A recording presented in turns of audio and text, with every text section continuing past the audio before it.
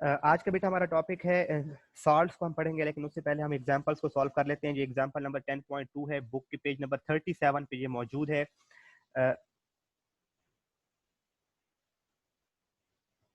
सबसे पहले तो इसकी बेटा स्टेटमेंट को गौर से देखेंगे कि हमारे पास एक सोल्यूशन है HCl का जिसकी मोलैरिटी 0.01 है और हमने उसकी पीएच फाइंड करनी है। तो पहला काम क्या करना है बेटा कि हमने इसकी इक्वेशन लिख लेनी है। इक्वेशन आपके सामने है कि HCl है, ये आपको दी नहीं जाएगी, ये आपने खुद लिखनी है। एग्जाम बुक में सिर्फ ब्लू लाइन की जो लिखी हुई है ना बेटा डेफिनेशन, सिर्फ वही आएगी।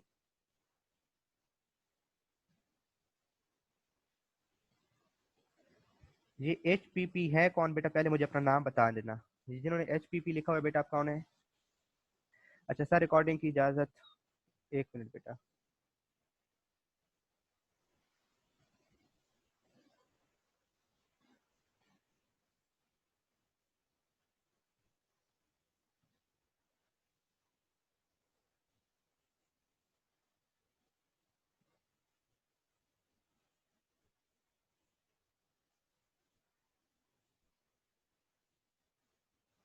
तो पहले तो बेटा आप लोगों ने इसकी इक्वेशन लिख दी। अब देखिए हमारे पास HCl की कंसंट्रेशन 0.01 मोल है।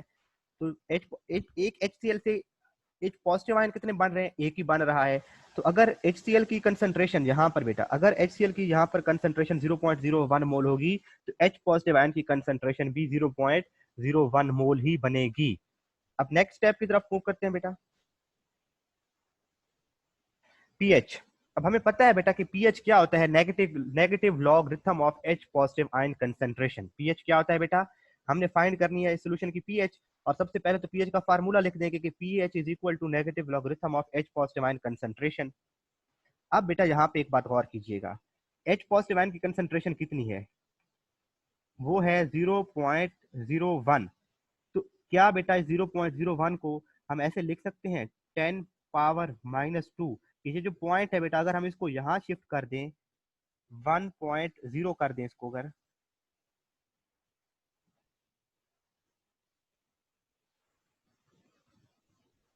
ये वाला पॉइंट बेटा अगर हम इस यहाँ शिफ्ट करें तो ये क्या हो जाएगा? 1.0 मल्टीप्लाई 10⁻⁻2।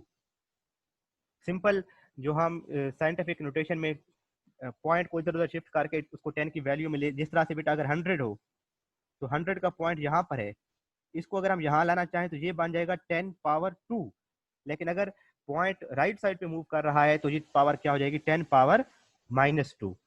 तो हम क्या करेंगे, यहाँ पर H पॉजिटिव आयन कंसंट्रेशन जो है बेटा हमारे पास कितनी है?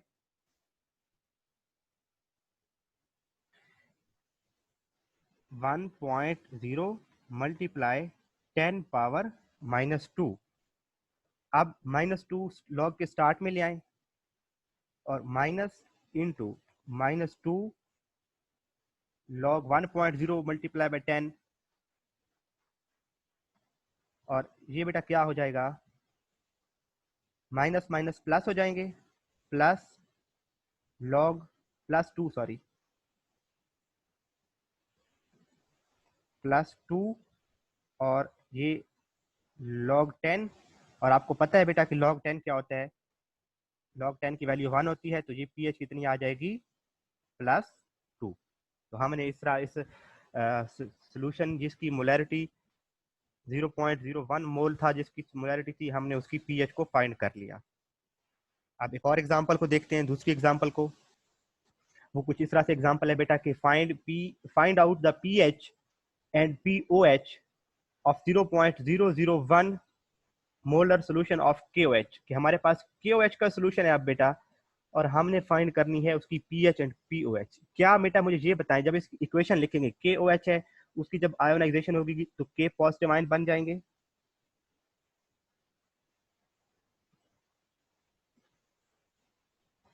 K पॉजिटिव आयन बन जाएंगे, और हाइड्रोक्सल नेगेटिव आयन्स बनेंगे, उसकी आयोनाइजेशन होगी जब बेटा। जी बेटा, OH नेगेटिव आयन। अब देखें बेटा, यहाँ पर क्या H पॉजिटिव आयन है इस सोल्यूशन में? क्या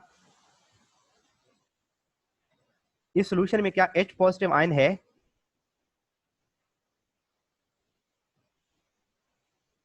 नहीं है, नहीं है, जी बेटा molarity Ibrahim Imran molarity given होगी ना, इस तरह से, जिस तरह से इक्वेशन ऊपर ब्लैक कलर में स्टेटमेंट दी गई है, स्टेटमेंट में मोलैरिटी दी गई होगी। जी बेटा सब बच्चे कह रहे हैं कि इसमें OH, इसमें H पॉजिटिव आयन नहीं है, तो क्या हम इसकी डायरेक्ट पीएच फाइंड कर सकते हैं?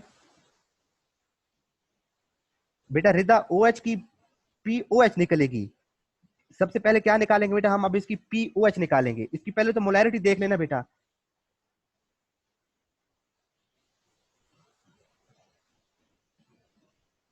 अब ये मैथ्स को देखें।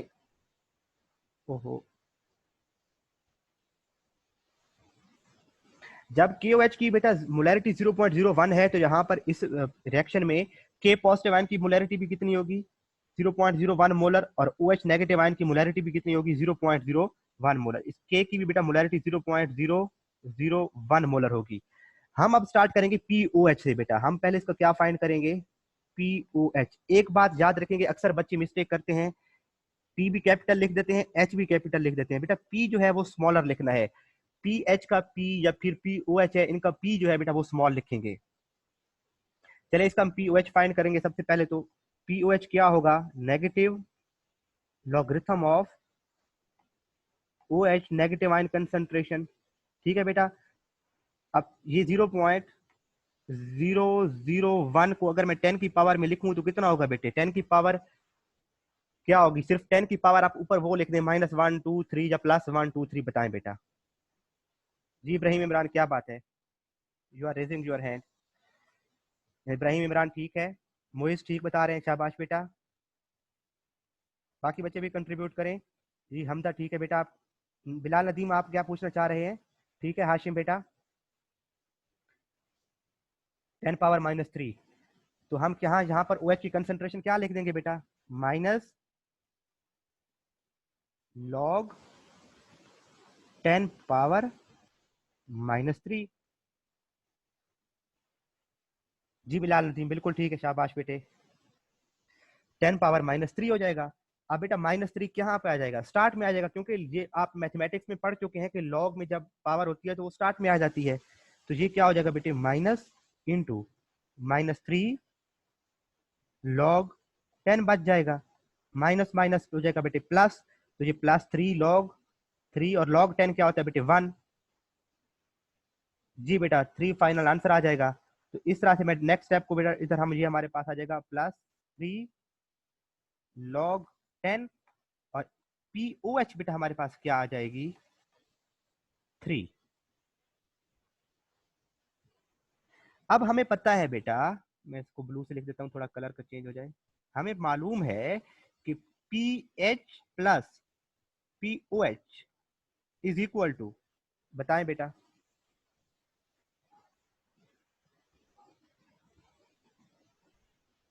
बिलाल नदीम इसमें पीएच डायरेक्ट नहीं आ रही, क्योंकि अगर आप इक्वेशन में देखें तो H पॉजिटिव आयन है ही नहीं। अच्छा बेटा सब बच्चे सुन ले, बिलाल ने क्वेश्चन पूछा है कि सर इसमें हमने डायरेक्ट पीएच क्यों नहीं फाइंड की। तो बेटा जब आप इस इक्वेशन में देखें, मैं इसको बॉक्स में इनक्लोज कर रहा हूँ। इस इस इक्वेशन को देखो ना बेटा, इसमें H पॉजिटिव आयन है ही नहीं। जब H पॉजिटिव आयन नहीं है तो हम H पॉजिटिव आयन की कंसंट्रेशन डायरेक्ट फाइंड ही नहीं कर सकते। तो हम इसकी क्या फाइंड करेंगे बेटा? POH फाइंड करेंगे। और आप लोगों ने सब बच्चे बता रहे हैं कि PH plus POH is always equal to 14। बेटा ये HPP किसने नाम लिखा हुआ है? मुझे अपना नाम बता देना, मुझे फिर प्रोनाउंस करने में मुश्किल नहीं होगी। अब्दुल मनान ठीक है बेटा, अनाया आपने ठीक बताया, हाशिम, रिद्दा, इब्राहिम सब बेटे ठीक बता रहे हैं जी। तो अब हमें पता है इसकी POH 3 है, तो PH फाइंड कर सकते हैं बेटा कि नहीं फाइंड कर सकते?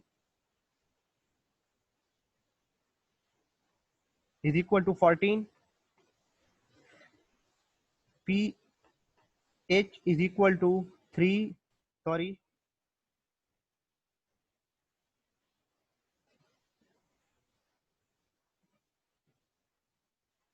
PH plus 3 is equal to 14, और इसकी पीएच बेटा हमने इनडायरेक्टली फाइंड कर ली, 14 - 3, और इसकी बेटा हमारे पास पीएच आ जाएगी 11।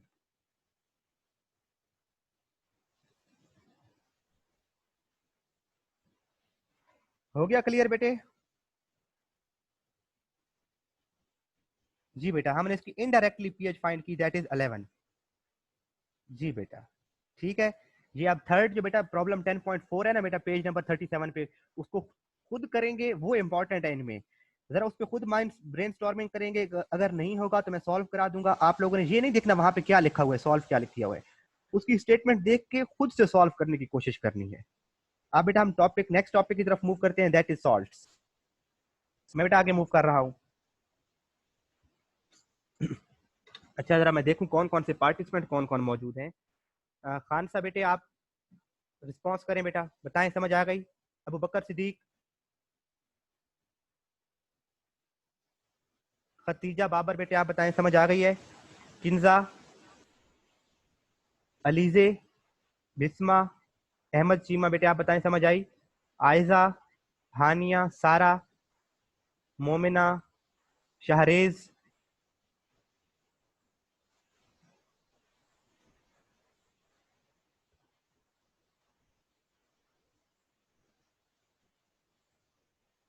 जहरा, फहद, मीरब, इज़ा बेटे आप लोग रिस्पॉन्ड करें बेटा।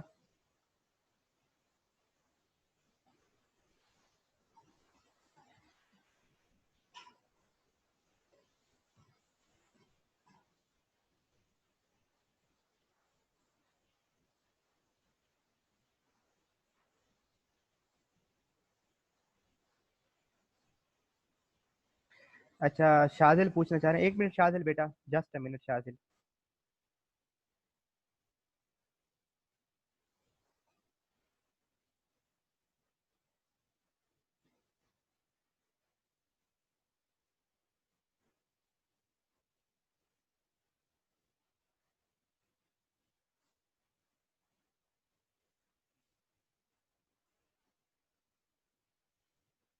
शाजिल बेटा बताएं क्वेश्चन।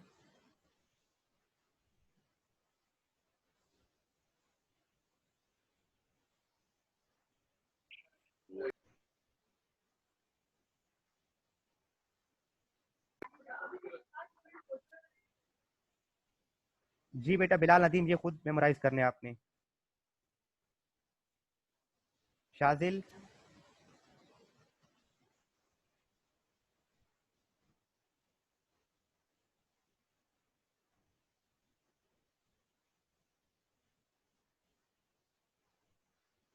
अच्छा ठीक है मैं समझ गया हूँ शाजिल आपका क्वेश्चन। शाजिल पूछ रहा है सर, अगर हम जब एसिड और बेस के रिएक्शन से पानी बन जाता है, सॉल्ट बनता है और पानी बनता है, तो दुनिया में पानी की कमी क्यों नहीं दूर हो जाती। बेटे जब आप एक गिलास पानी का पीते हो ना, चलो ये आपका क्वेश्चन है, आपको अगर मोल के क्वेश्चन आते हैं बेटा, मैं आप लोगों को एक, ठीक है बेटा मैं एक क्वेश्चन देता हूँ, ये आप लोग सॉल्व करेंगे। ये क्वेश्चन कल भी मैं पूछूं, आपने याद कराना है। ये आप लोगों को मैं थोड़ा सा टास्क दे देता हूँ बेटे। आप एक गिलास पानी का पीते हैं बेटा, ये एक गिलास पानी का आपने पिया, इसका जो आपने पानी पिया है बेटा, दैट इज 18 ग्राम। सॉरी मैं कलर चेंज करूँ, ये सही नजर नहीं आ रहा होगा। आपने जो पानी पिया है दैट वाज 18 ग्राम। फाइंड करें आपने कितने मोल पानी पिया है, या कितने वाटर के मालिक्यूल फाइंड करने हैं बेटा। मॉलिक्यूल्स ऑफ H2O जो आप पी गए हैं, 18 ग्राम पानी आपने थोड़ा सा, 18 ग्राम पानी का मतलब है आपने एक घूंट पानी पिया है, शायद उससे भी कम। आपने फाइंड करना है आपने कितने पानी के मॉलिक्यूल पिए हैं। इसको हम डिस्कस करेंगे। अगर आप लोगों ने 9th क्लास का जो चैप्टर 1 के मोल के क्वेश्चन को सॉल्व किया हुआ है बेटा, ये शाजिल इसको आप सॉल्व करेंगे, फिर आपको पता चलेगा क्या हम एसिड और बेस का रिएक्शन करवाएं तो वहां से जो पानी बनता है उससे दुनिया में पानी की कमी दूर हो सकती है या नहीं हो सकती। चले बेटा चलते हैं सॉल्ट्स की तरफ, मैं स्क्रीन शेयर करता हूँ, वहां से इसको करना है बुक से ही। सबसे पहले बेटा क्वेश्चन लिखें, डिफाइन सॉल्ट, डिफाइन सॉल्ट। और उसके बाद यहाँ पे एक और शॉर्ट क्वेश्चन लिखेंगे बेटा, define basic radical and define acidic radical. ये मैंने दो बेटा अंडरलाइन किए हैं रेड लाइन से, दो टर्मिनोलॉजीज, एसिड रेडिकल और बेसिक रेडिकल। यहाँ से ये शॉर्ट क्वेश्चन आता है बेटा, define acidic radical and basic radical. और शॉर्ट क्वेश्चन आता है डिफाइन सॉल्ट। अब बेटा मैं बोर्ड पे जाके ये सॉल्ट की डेफिनेशन और एसिड और बेस की डेफिनेशन समझाता हूँ, फिर यहाँ पे स्क्रीन पे आएंगे तो मार्क करेंगे तो आप लोगों को बहुत आसानी से इसकी समझ आ जाएगी बेटा।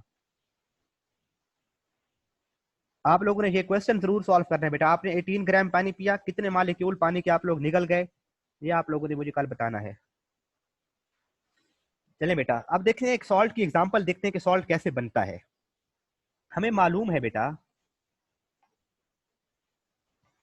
HCl plus NaOH। HCl है बेटा एसिड और NaOH है एक बेस। इनके जब आपस में रिएक्शन हुआ तो इनके रिएक्शन से बना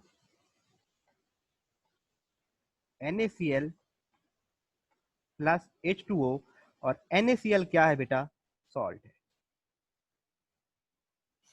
अब अगर NaCl के स्ट्रक्चर को थोड़ा सा देखें बेटा, तो एक है Na पॉजिटिव और एक है Cl नेगेटिव। जो पॉजिटिव आयन होता है उसको कहते हैं कैटायन, जो नेगेटिव आयन होता है उसे कहते हैं एनायन। अब बेटा मुझे ये बताएं, इस कैटायन और एनायन को देखकर आप लोगों ने बताना है कैटायन कहां से आया है, एसिड से आया है या बेस से आया है।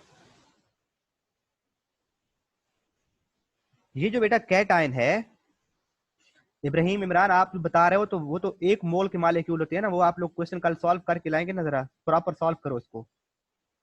बेटा मुझे अब ये बताएं, ये वाला कैटायन एसिड से आया है जो बेस से आया है?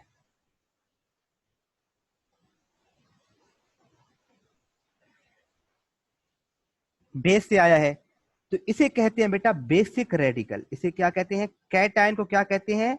बेसिक रेडिकल कहते हैं। क्यों? क्योंकि ये किससे आ रहा है बेटा? बेस से आ रहा है।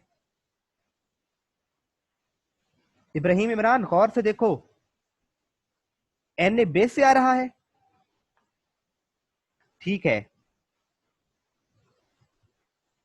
वो बेटा एसिड नेगेटिवली चार्ज या पॉजिटिवली चार्ज नहीं होता, ये एसिड है ये भी न्यूट्रल है, और NaOH बेस है ये भी न्यूट्रल है। हमने ये देखना है बेटा, जब सॉल्ट बना है, मैं इसको सर्कल कर रहा हूं, ये सॉल्ट, ताकि ये वाजे रहे, ये NaCl।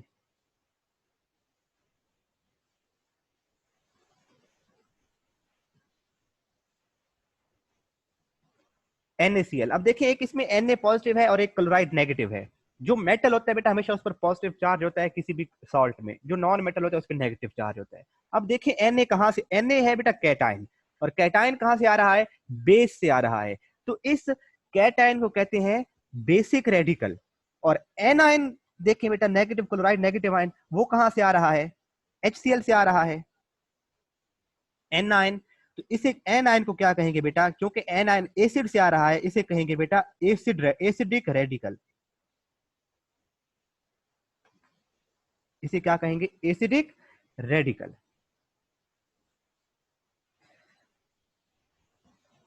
जी बेटा हो गया, समझ आ गई ना बेटा, कि जो साल्ट होता है उसके अंदर 2 रेडिकल होते हैं। सॉल्ट के अंदर एक एसिडिक रेडिकल होता है और एक बेसिक रेडिकल होता है। साल्ट पॉजिटिव आयन और नेगेटिव आयन से बनता है। सॉल्ट के अंदर एक पॉजिटिव आयन होता है और एक नेगेटिव आयन होता है। या हम कह सकते हैं सॉल्ट के अंदर पॉजिटिव और नेगेटिव आयन इक्वल होते हैं। अगर 2 होंगे पॉजिटिव तो नेगेटिव भी 2 होंगे। और वो उनमें जो होता है ना बेटा, कैटायन होता है, वो मेटल का बना हुआ होता है। ये देखिए सोडियम क्या है बेटा? मेटल है। जो कैटायन है वो मेटल का बना होता है, और वो ड्राइव कहां से हो रहा है? बेस से ड्राइव हो रहा है। कैटायन, दोबारा मैं इधर लिखता हूं, HCl प्लस NaOH, ये हमारा रिएक्शन था। इनके रिएक्शन से बना था NaCl। तो इसमें बेटा जो Na है वो है पॉजिटिव, क्या है? कैटायन।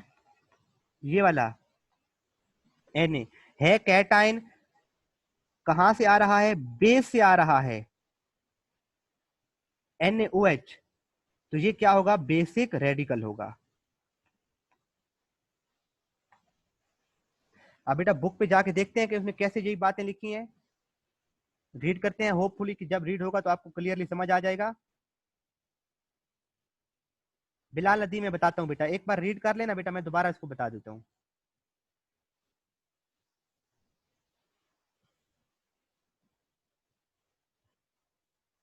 पहले तो बेटा डेफिनेशन को मार्क करेंगे।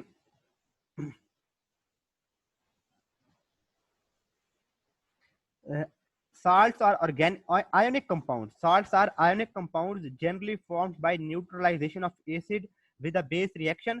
और जब salt लिख रहे होंगे ना बेटा, यहाँ पर इक्वेशन लिख लें NaOH प्लस HCl और इनके रिएक्शन से NaCl प्लस H2O और इधर लिख देंगे ये साल्ट है।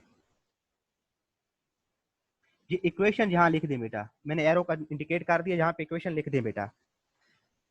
अब देखिए बेटा,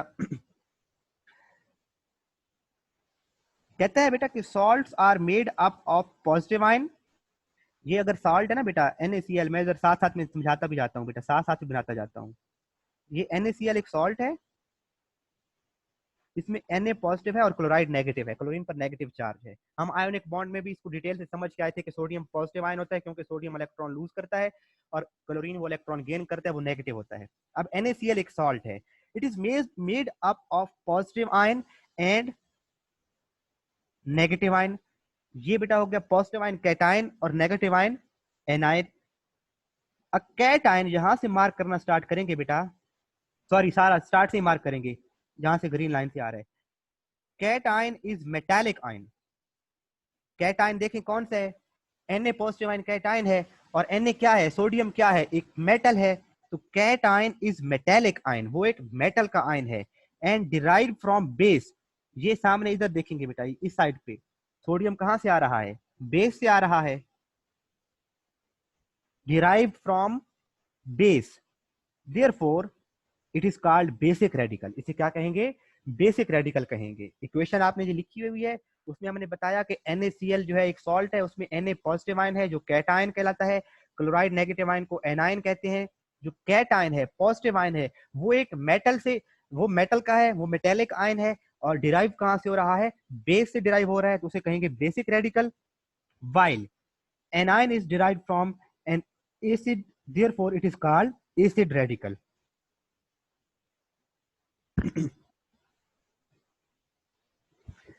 लिख सकते हैं बेटा acid plus base is equal to salt plus water, लेकिन अगर इक्वेशन लिख देंगे तो that will put a more better impression on the examiner, किसको इक्वेशन भी आती हैं। और ये इक्वेशन तो सबसे आसान, आपकी बुक की सबसे आसान इक्वेशन भी यही है, बहुत बार क्योंकि ये बार बार रिपीट हो रही है। अब बेटा मुझे ये बताएंगे एसिड रेडिकल और बेसिक रेडिकल की समझ आई या नहीं। बिलाल बेटा सबसे पहले आप बताएंगे आपको एसिड रेडिकल और बेसिक रेडिकल की समझ आई, जब एक बार दोबारा बता दूं।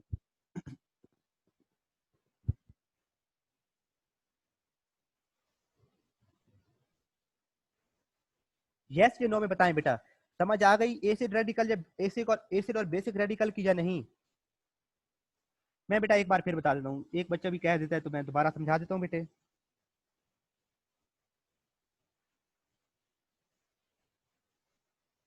मैं बेटा बिलाल बताता हूँ, आपकी कंफ्यूजन दूर हो जाएगी इंशाल्लाह।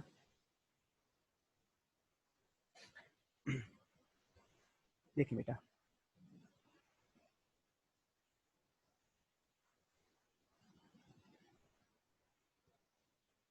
गौर से बेटा, तवज्जो से।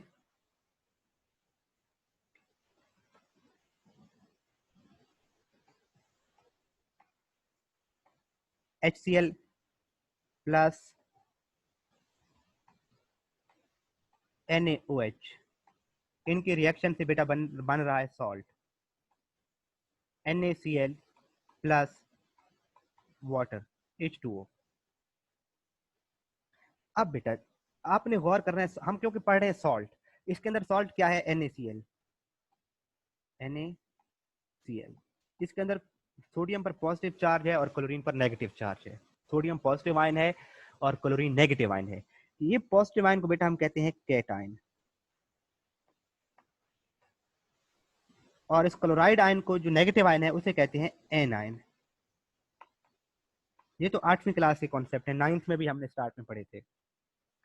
अब बेटा आपने ये बताना है कि सॉल्ट के अंदर जो कैटायन है, ये सॉल्ट के अंदर जो कैटायन है ये कहां से आ रहा है। अब आपने ऊपर देखना है रिएक्टेंट वाली साइड में Na कहां पर मौजूद है, तो आपको नजर आएगा कि Na तो यहां पर मौजूद है और ये था क्या, बेस था। तो Na पॉजिटिव आयन को बेटा हम क्या कहेंगे, क्योंकि ये बेस से आ रहा है इसे कहेंगे बेसिक रेडिकल। ये क्योंकि बेस से ड्राइव, ये है बेसिक रेडिकल।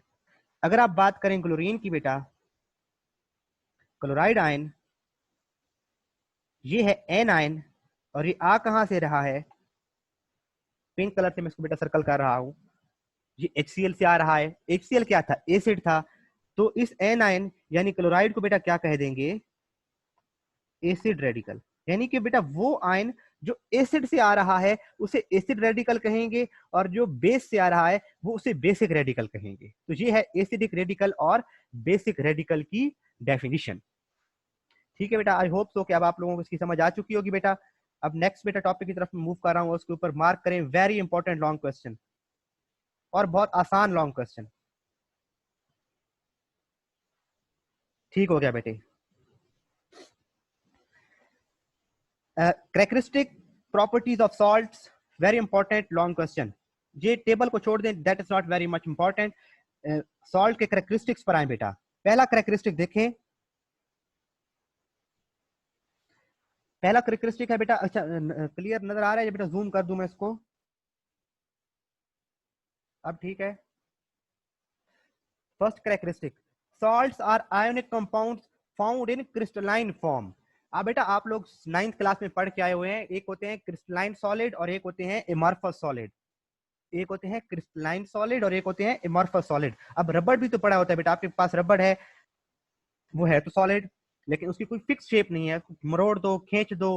इसी तरह से प्लास्टिक है, वो भी एमॉर्फस सॉलिड है, तो सॉलिड लेकिन एमॉर्फस सॉलिड है। लेकिन बेटा कुछ क्रिस्टलाइन सॉलिड होते हैं, जैसे नमक है, जैसे डायमंड है, ये क्रिस्टलाइन सॉलिड होते हैं। क्रिस्टलाइन सॉलिड के अंदर बेटा एटम्स जो हैं वो फिक्स पोजीशंस पर होते हैं। क्रिस्टलाइन सॉलिड में अगर हम NaCl की बात करें तो एटम्स की फिक्स पोजीशंस होती हैं। यहां पर मैं डॉट डॉट रेड से रिप्रेजेंट कर रहा हूं स्ट्रक्चर के अंदर। अब अगर स्ट्रक्चर ऐसा है ना बेटा, NaCl का जितना भी बड़ा पीस ले लें उसके अंदर बेसिक स्ट्रक्चर यही होगा। तो ये क्रिस्टलाइन सॉलिड की प्रॉपर्टी होती है कि उनके वेल डिफाइंड स्ट्रक्चर होते हैं, और उनके फेसेस के दरमियान सर्टेन एंगल होते हैं और वो फिक्स्ड होते हैं। तो जो सॉल्ट होते हैं बेटा उनकी प्रॉपर्टी क्या है, पहली प्रॉपर्टी, इसको अलग कर लें बेशक, पहली प्रॉपर्टी को बेटा लिख लें कि सॉल्ट्स आर आयनिक कंपाउंड्स, ये नंबर 1 पॉइंट कर लें इसको। दूसरा पॉइंट अलग कर लें कि they are crystalline in nature, या salts are crystalline in nature, या salts are crystalline solids। ये 2 पॉइंट कर लेंगे। थर्ड पॉइंट, सेकंड पॉइंट पे देखें बेटा, they have high melting and boiling point. Simple सा याद रखने वाला पॉइंट है, क्योंकि इनके अंदर बॉन्डिंग स्ट्रांग होती है, आयोनिक बॉन्डिंग होती है, तो इनके मेल्टिंग और बॉइलिंग पॉइंट क्या होते हैं बेटा, वेरी हाई होते हैं। They have very high melting and boiling point. Next देखें बेटा, most of salts contain water of crystallisation. बहुत से सॉल्ट्स में वाटर ऑफ क्रिस्टलाइजेशन होता है। देखिए बेटा हमने पढ़ा है कि मोस्टली रिएक्शंस में जब एसिड और बेस का रिएक्शन होता है तो साथ में सॉल्ट भी बनता है, साथ में पानी भी बनता है। तो सम टाइम ऐसा होता है बेटा कि पानी के मॉलिक्यूल स्ट्रक्चर के अंदर धंस जाते हैं, फंस जाते हैं। अब जैसे NaCl के क्रिस्टल्स बन रहे हैं, स्ट्रक्चर बन रहा है, तो उनके अंदर पानी के मॉलिक्यूल भी इंट्रैप हो जाते हैं। तो उसे कहते हैं बेटा वाटर ऑफ क्रिस्टलाइजेशन, कि क्रिस्टल्स बने हैं, क्रिस्टलाइन स्ट्रक्चर बना है, उसके अंदर पानी के मॉलिक्यूल कुछ फंस गए हैं, which is responsible for the shape of crystals, और उन पानी के मॉलिक्यूल जो क्रिस्टल के अंदर मौजूद होते हैं वो उसकी शेप के बेटा रिस्पॉन्सिबल है, उसकी शेप को डिटरमिन करते हैं।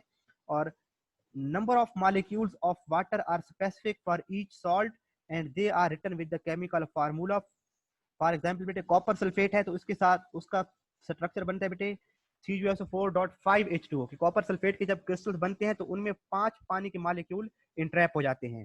तो एक इसका फार्मूला याद कर लेंगे बेटा कॉपर सल्फेट का। हाँ हाँ बेटा इब्राहिम इमरान, फर्स्ट पॉइंट को बेशक 2 में बना लें, क्योंकि इसके हैं टोटल 4 पॉइंट्स। पेपर में 4 नंबर का लॉन्ग क्वेश्चन आया, जब 5 का है तो अगर कोई पॉइंट भूल भी जाता है तो आप एक पहले वाले पॉइंट को बेशक 2 पॉइंट में बना लें, कन्वर्ट कर लें। अब बेटा वाटर ऑफ क्रिस्टलाइजेशन क्या था कि जब क्रिस्टल्स बनते हैं तो उनके अंदर पानी के मॉलिक्यूल इंट्रैप हो जाते हैं क्रिस्टल्स बनते वक्त, और वो हर सॉल्ट के कैरेक्टरिस्टिक होते हैं, डिफरेंट होते हैं। जैसे कॉपर सल्फेट है तो उसमें 5 वाटर के मॉलिक्यूल इंट्रैप हो गए। अब लास्ट है बेटा वो थोड़ा सा समझने का है कि salts are always neutral compound. Salt हमेशा क्या होते हैं बेटा, न्यूट्रल होते हैं। although they do not have equal number of positive and negative ions, but they have equal number of positive and negative charges। इसको मैं जरा स्मॉल करके ना बेटा समझा देता हूँ, ये पॉइंट वाला इधर ही बोर्ड इसके ऊपर ही।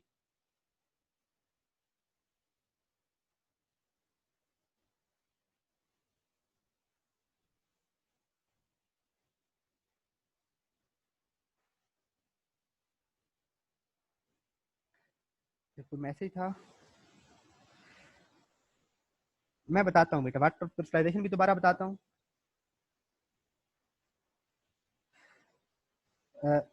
देखिए बेटा H2SO4 है, एक मिनट हम सॉल्ट देखते हैं, कोई ऐसा सॉल्ट Na2SO4, इसके अंदर बेटा अगर सॉल्ट देखे ना, इसमें Na देखे ना बेटा वो 2 है और इसमें SO4 सिर्फ एक ही है, तो इनके अंदर पॉजिटिव और नेगेटिव आयन डिफरेंट हो सकते हैं सम केसेस में। अगर हम NaCl की बात करें उसके अंदर पॉजिटिव और नेगेटिव आयन बराबर हैं, लेकिन Na2SO4 की लेफ्ट साइड पे बात करें तो उसके अंदर पॉजिटिव आयन और नेगेटिव आयन डिफरेंट हैं। तो चौथा पॉइंट अपनी बुक पे एक बार फिर देखें, कहते हैं साल्ट हमेशा साल्ट होते न्यूट्रल हैं। इसके ऊपर शॉर्ट क्वेश्चन भी लिखें, why salt is neutral compound. चौथे पॉइंट के ऊपर शॉर्ट क्वेश्चन लिखें, why salt is neutral compound. Salts are always neutral compound although they do not compose of equal number of positive and negative ions। कि जरूरी नहीं है कि उनके अंदर आयन इक्वल हों, लेकिन उनके अंदर चार्ज बराबर होता है। देखिए बेटा क्योंकि सल्फेट का जो चार्ज है ना बेटा वो -2 है, तो इस तरह से बेटा सोडियम का एक Na पॉजिटिव और दूसरा Na पॉजिटिव के 2 पॉजिटिव और इधर नेगेटिव ऑलरेडी कितने हैं 2, तो ओवरऑल पॉजिटिव भी 2 है नेगेटिव भी 2 है, तो पॉजिटिव और नेगेटिव चार्ज इक्वल है। आयन के नंबर डिफरेंट हो भी सकते हैं और नहीं भी हो सकते। आई समझ बेटा? सल्फेट का जो ओवरऑल चार्ज होता है वो -2 होता है, और एक सोडियम का पॉजिटिव 1 है तो दूसरे सोडियम का पॉजिटिव 1 और पॉजिटिव 1, तो 2 पॉजिटिव और 2 नेगेटिव। पॉजिटिव और नेगेटिव चार्जेस इक्वल हैं, लेकिन यहाँ पर पॉजिटिव और नेगेटिव आयन डिफरेंट हैं। नंबर ऑफ आयन मुख्तलिफ हो सकते हैं, लेकिन उनका जो चार्ज होगा वो हमेशा इक्वल होगा, तभी जो है आयनिक कंपाउंड न्यूट्रल होते हैं बेटा। वाटर ऑफ क्रिस्टलाइजेशन बेटा मैंने बताया था कि जब NaCl का स्ट्रक्चर, सपोज बेटा कॉपर सल्फेट है ना बेटा, जैसे उसने बताया कि CuSO4.5H2O, तो जब CuSO4 का स्ट्रक्चर बन रहा होता है, क्रिस्टल बन रहा होता है, तो उसके अंदर वाटर के मॉलिक्यूल फंस जाते हैं, इन ट्रैप हो जाते हैं, तो उन इन ट्रैप वाटर मॉलिक्यूल्स को कहते हैं वाटर ऑफ क्रिस्टलाइजेशन। जी बेटा, जहां तक आप लोगों का कोई भी क्वेश्चन है बेटा आप लोग पूछें, इंशाल्लाह हम कल भी कोशिश करूंगा, अगर आप लोगों की कोई कंफ्यूजन है तो उसको दोबारा डिस्कस कर लेंगे।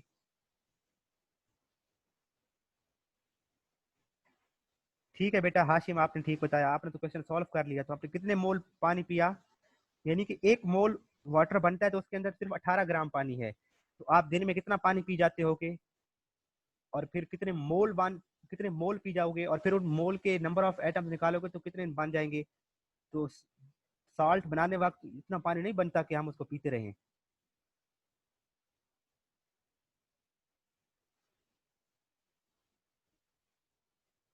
बेटा ये ना आप देखें पेज नंबर जो पूछ रहे हैं, आईपैड जिन्होंने नाम रखा हुआ है, अपना नाम बेटा क्लियर करके नेक्स्ट टाइम अपने नाम से आइएगा। पेज नंबर 41 पे देखें, एसिडिक साल्ट भी है और बेसिक साल्ट भी है। कुछ साल्ट है जो न्यूट्रल नहीं होते, लेकिन वो इंटरमीडिएट, मतलब रिएक्शन के दरमियान एक ऐसा साल्ट बना जो न्यूट्रल नहीं है, लेकिन थोड़ी देर बाद वो दोबारा न्यूट्रल हो जाता है। ये हम नेक्स्ट टॉपिक में परसों पढ़ेंगे बेटा, कल नहीं परसों, परसों या फिर छुट्टियां ना हो उससे पहले पहले। जी बेटा ईशा आपने ठीक बताया, आप इसको एवोगैड्रोस नंबर भी बता सकती थी। इतना इतना लिखते हुए 6.0 इंटू 10 रेज टू पावर 23 लिखने के बजाय आपने Na लिख देना था, एवोगैड्रोस नंबर। अच्छा, एक बच्चे ने पूछा सर ये जो एसिड एंड देयर सॉल्ट वाला टॉपिक है, ये इसका क्या सीन है। बेटा कौन सा acid and their salt, page बताओ बेटा बिलाल, टाइम कम है, पेज बताओ। टेबल पूछ रहे हो बिलाल बेटा, आप टेबल पूछ रहे हो 10.4, नहीं करना टेबल को बेटा, टेबल 10.4 को नहीं करना।